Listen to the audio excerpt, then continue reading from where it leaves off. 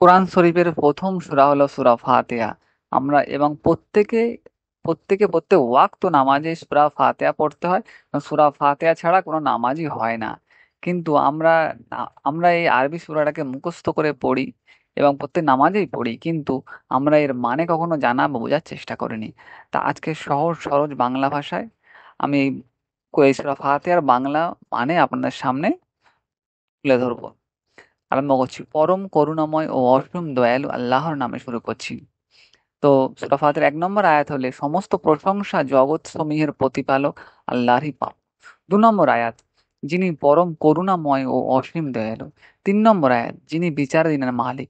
৪ নম্বর আয়াত, কেবল আমরা কেবল তোমারই ইবাদত করি এবং কেবল তোমারই কাছে সাহায্য চাই। ৫ নম্বর আয়াত, আমাদেরকে সরল পথ দেখাও। ৬ নম্বর আয়াত, তাদের পথ যাদের উপর তুমি অনুগ্রহ করেছ।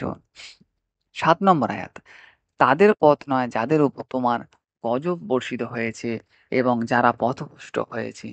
আল্লাহ এই সূরা ফাতিহাকে আমাদের সবাইকে আমল করা তৌফিক দান করুক এবং আল্লাহ যেগুলোকে মেনে চলার কথা বলেছে সেগুলো মেনে চলা তৌফিক দান করুক এবং যেগুলোকে নিষেধ করেছে সেইগুলো আমাদেরকে বর্জন করা তৌফিক দান করুক।